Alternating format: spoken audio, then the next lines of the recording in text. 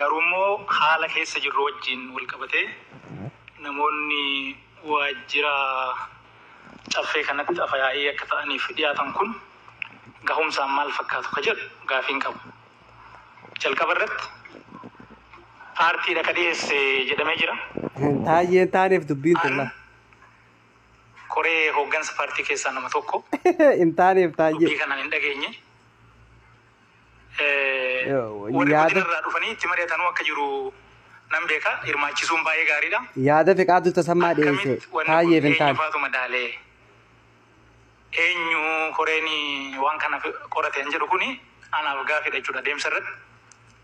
Maal taaneef keessaa hafne nuyi akkamitti quba qabaachuu baanne waan paartiin keenya dhiyeessu paartiin keenya akkamitti duubatti nu dhiise adda durummaadhaaf paartii kana odoo qabsoofnu waajjira paartii keessatti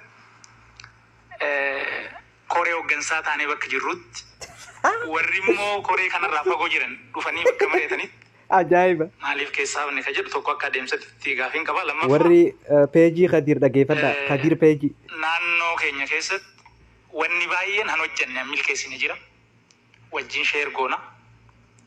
Haa ta'u immoo wanni harcaafne wanni ammas uummata keenyatti rakkoo ta'e dhibee ta'e ibidda ta'e baay'eetu jira jechuudha.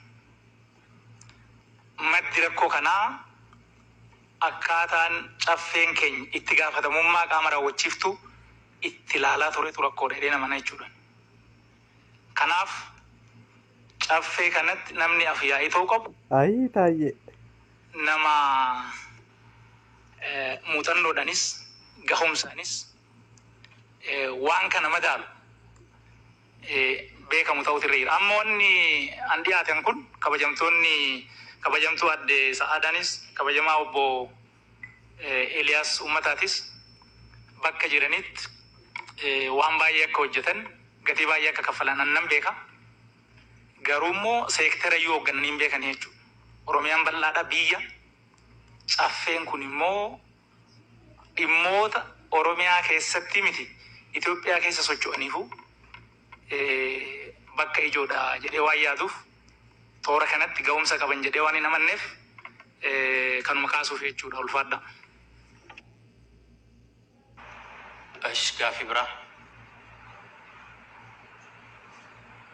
Achi.